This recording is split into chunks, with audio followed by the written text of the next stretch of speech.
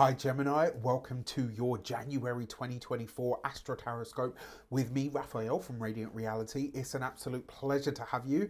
Thank you so much for being here. Thank you so much for joining me. So, quick note, these are for your Sun, Moon and Ascendant sign, but if you're only going to watch one, I do advise that you make sure it is for your Ascendant sign because it's going to be the most accurate for the day to day, right? That being said, check them out for all three, see which one really resonates with you the most.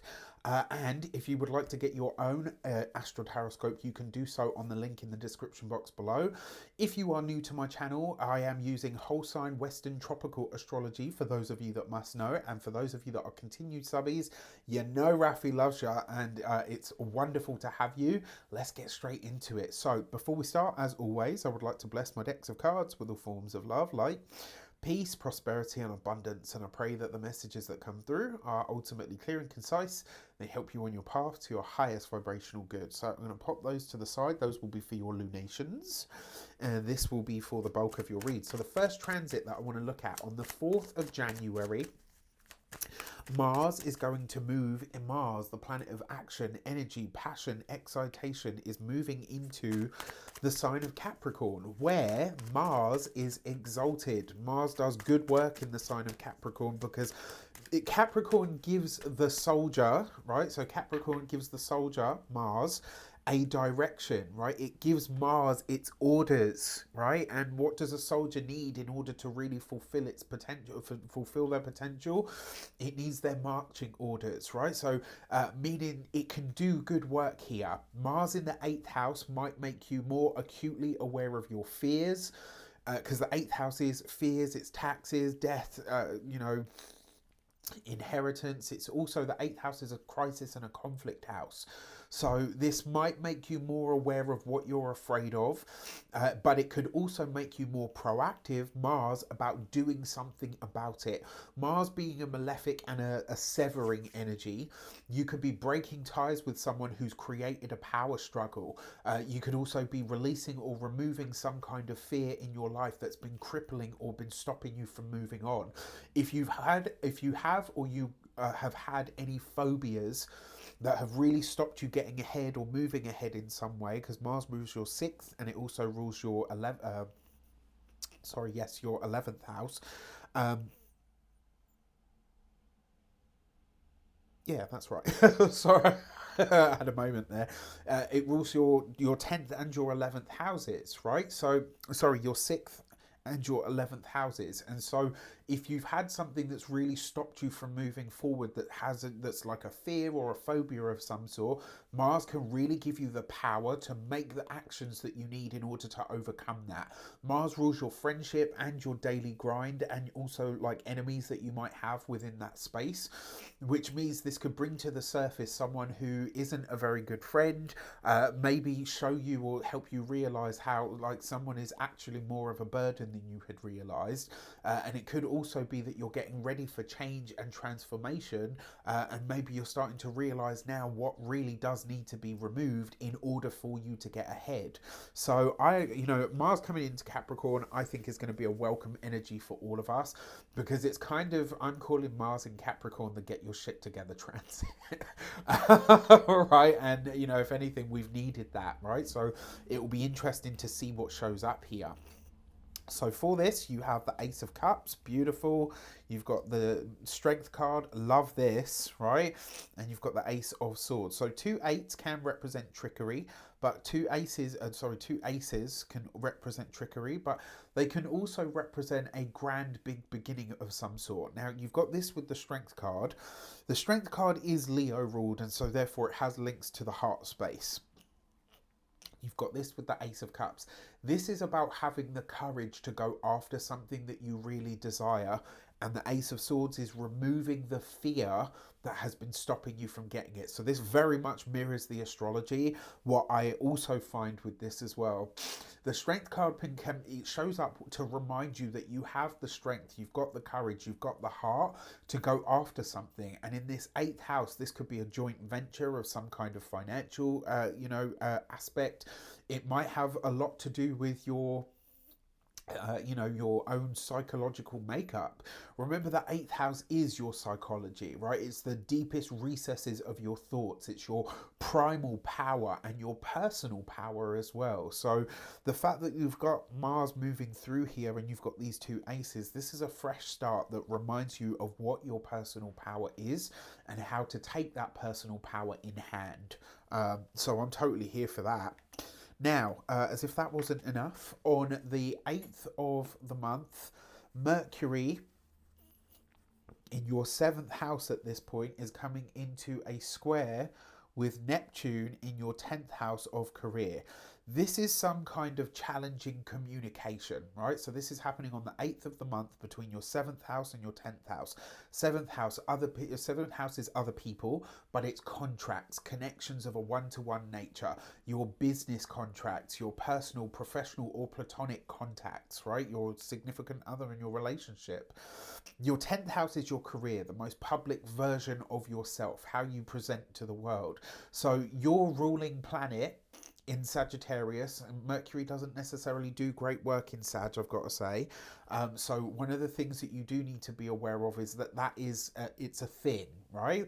Now, because it's coming into a square, an energy of challenge and potentially conflict, there could be a miscommunication in the career sector. There could be a miscommunication with a partner, all kinds of partnerships, etc. So I'm calling the window for this one between the 6th and the 10th of the month. Watch out for communication because they can be a little bit odd. Neptune tends to distort things, right? Nothing is really very clear with a Neptune transit. And because Mercury is already not necessarily in its best space, it's maybe, you know, hyping up the details in somewhere, some way, shape, or form, right? So in terms of the way that the world sees it, you might come to realize through a miscommunication of some sort. Now, your ruler is the ruler of you, but it's also the ruler of your home, family, property, and real estate. The lines around your personal, professional, and platonic boundaries might get a little bit blurry at this time. And there's something about this boundary energy for you, Gemini, and it's just to be sure that you're seeing things clearly, because your ruling planet Mercury in the sign of Sagittarius is prone to exaggerate, right? So any connection to Neptune is always a little bit fuzzy, it's always a little bit hazy, so you just want to watch out for this. You've got the Four of Swords, so take your time with it. Don't rush anything. You've got the Ten of Swords, especially when it comes to arguments. When it comes to arguments or disagreements, be very, very conscious and very, very careful about how you get into this, right? Because you could fly off the handle about something and realize very quickly that you got it wrong. And before you even know it, you can't take back any of what's just been said. All right, so you do want to watch out for that. The other thing is you've got the Death card here. Now, the Death card Death card very rarely means death, but coupled with the Ten of Swords, it's one of the few combinations where it actually does mean death. Now, the thing that I really want to be clear on here, because this is in, you know, the relationship sector and the career sector, one way that this could show up is this could be an argument of some sort that leads to the breaking of a relationship, a partnership, or a collaboration. This could be across the board, your personal, professional, or platonic sphere. So I will say, be very careful about getting into any arguments between the 6th and the 10th, because they will be deal breakers. And I got to be honest, because everything at this point is direct, whatever ends from this point onwards in the month, it ends for good. Especially with the Death card and the Ten of Swords, something comes to an end, and it's a final end here. There'll be no coming back from this. So you want to be really slow to anger, all right? And really, because you're usually very quick-witted, you're really fast with words, you move at lightning speed anyway. And if you jump into something at this point, it's kind of like one of those cut your nose off to spite your face energies, okay? Now, as if that wasn't enough, on the 21st of the month, Pluto, the Lord of power, change, transformation, destruction, comes into your 9th house, right? So this is a very interesting mix. On the one hand, you've got Pluto, which is deep, heavy, intense energy. On the other hand, you've got the ninth house, which is light and buoyant, and it's one of the lightest houses in the chart. It's also the space of legal matters, proceedings, and also of authority figures, teachers, coaches, mentors, gurus, all of that stuff. Now, this could put you in touch with some really powerful people in the list of people that I've just mentioned. It could also see you connecting with somebody from a really far-flung place in the world, and this could possibly be for a spiritual purpose, but it might be an upgrade or something like that to a schooling system or an educational pursuit. So there's a few ways this could show up, right? I really like this for going deep into research on and with AI or something along those lines. This is powerful stuff for real, right? It's interesting as well because at the time of this ingress, the sun is also in the sign of Aquarius. And so this, for me, it feels like something is being highlighted, as this ingress happens of Pluto into Aquarius.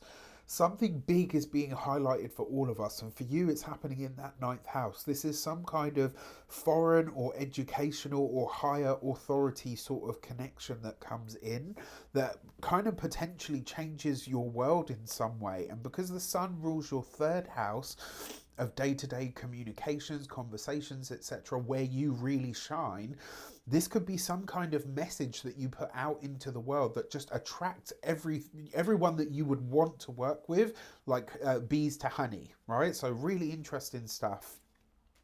For this, you've got the Ten of Cups. Ooh, nice. With the Ten of... Wow. Okay. And... Holy crap, Gemini, right? So you've got the Ten of Cups, one of the lightest, brightest cards in the deck. You've got the Ten of Pentacles, one of the best material, financial success cards. And then you've got the Wheel of Fortune, which is luck, success, and abundance, right? Ninth house is known to be a very lucky space within the chart. Now, this is really interesting because the Wheel of Fortune is also number 10. So you've got 3 10s. 3 10s represents what we call a new matter. Something completely new is coming into your world from the 21st of Pluto, from the 21st of January, and it comes with a bang. Right now, I do want to say, if you have something that you want to share with the world, this may actually be the time to do it. Usually we'd say, use the full moon, which, it makes sense, but with energy like this, I would use that. This is not only emotional contentment and happy home energy, this is also financial success and stability. Something that you put out into the world that is just sucked up really quickly, really powerfully. You don't waste energy like this. I mean, I can't even remember when I've seen a combination of cards come up like that. So do what you will with it, but wow, right? Like, holy crap. All right, and then on the 23rd of the month, Venus, the lady of pleasure, leisure, joy, abundance, money, resources, luxury, gifts, talents and skills as well, comes into the sign of Capricorn. So this is your 8th house, right? Now, you've already got Mars there. Mercury's now going to be here as well. And also on top of that, you've got Venus. This is 3 personal planets in your 8th house. The 8th house is other people's money. If you launch something with that 21st of Pluto coming into the sign of Aquarius with the sun, whatever it is, you have the potential to make a lot of money from it. All right, really potent stuff. Now, Venus coming into your 8th house, she brings healing, she brings attraction, she brings the essence of sex, right? I don't know if you ever saw the film Boomerang with Eddie Murphy. Venus in the 8th house, this is kind of like, if you remember Stranger, that is Venus in the 8th, right? Like she was, I want the essence of sex. If you know what I'm talking about, you will probably be cackling right now. If you don't, then I just sound like a crazy person. Right, so anyway, This is a powerful placement for healing because the 8th house can, while it brings conflict and challenge and crisis, it's also the house of transformation. So Venus coming into this space, she can bring you some kind of transformation. And where Mars might have exacerbated issues of that 8th house, made you really clearly aware of what your fears are, etc., Venus coming into this space will have really helped, right? Because she brings a soothing balm to this space. Now, if you've had any issues of power and control dynamics playing out, this, especially with Mars there, Venus brings that healing, soothing energy, right? She helps you navigate things a little bit easier. She soothes the frayed nerves and tempers. Now, the 8th house is also an occult house and a spiritualistic house as well. There could be some kind of sexual or spiritual healing at this time, especially through transformative methods or means. After Mars and Mercury have tilled the soil, Venus is going to be the soothing balm that's needed to kind of cool the fire in this space. But this is a lot of energy in that 8th house. So, you know, if there's something that you're doing that can generate money from other people, this could be that. If you've got an inheritance or some kind of legal matter or some kind of joint finance matter going on in the background, this could also be that. All right, so let's have a look at your moons, your lunations. What's going on with those? So on the 11th of the month, you've got the new moon in Capricorn. That is at 20 degrees. This for you is in your 8th house again, right? So a fresh start with your personal fears, maybe your challenges, inheritance, death, sex, the taboo, all of those things that we keep sort of well hidden, your deep psychological makeup and self. There's a fresh start in this space, which means in some way, shape or form, there's a chance for you to really move forward. And what's really interesting is this new moon is going to trine the energy of Uranus, right? So there's something, whatever's initiated at this time, you won't be getting just exactly what you expect. You'll be getting way more than that, but it could be really positive. It could be really beneficial. Right, and then on the 25th of the month, we have a full moon in the sign of Leo at, sorry, I forgot to pull you a card for your new moon. So your new moon card is... Oh, okay, that card seems to want out. You've got the gate 20 and the now, right? And look, where is the, you know, everybody knows that the power is now. The power is in the now. So you've got an 8th house new moon in the house of personal power. And the card is showing you that the power is found in the now, right? So to really excel or to gain or to own your personal power, you got to be present. Right? That's what this new moon is really trying to show you, to be present. And then the full moon in the sign of Leo, which is for you in your 3rd house of day-to-day communications, conversations, how you connect on that one-to-one sort of basis, how you connect through that communicative sphere. This is wonderful, right? A Leo full moon is always a lovely time anyway, because it's a time for fun, it's a time for enjoyment, it's a time where everybody is a bit lighter and a bit more silly, but it is still a full moon, right? And the moon for you rules your 2nd house of finances. So you could be communicating something to the world that you're thinking about when it comes to money and resources. And for this, you've got the gate 3, look at that, right? So it's the 3rd house new moon. It's the gate 3, right? And look, your new moon takes place at 20 degrees of Capricorn, and you got the 20 for that. So look, I'm taking it. I think both of these lunations are going to be wonderful for you. The message behind this card is whatever has a difficult beginning has a wonderful chance to grow, right? So you think this is actually an acorn, and what that represents is like when you think about an oak tree, how big, how large, and how long they can grow. And it comes all from that, right? So big things have small beginnings, as the saying goes. So if you would like to get your personal Astro Tarotscope, you can do that on the link in the description box below. I got lots of free goodies. There's links for all of those in the description as well. Have a wonderful January. Let me know in the comments how it shapes up. Take care, and I'll see you soon.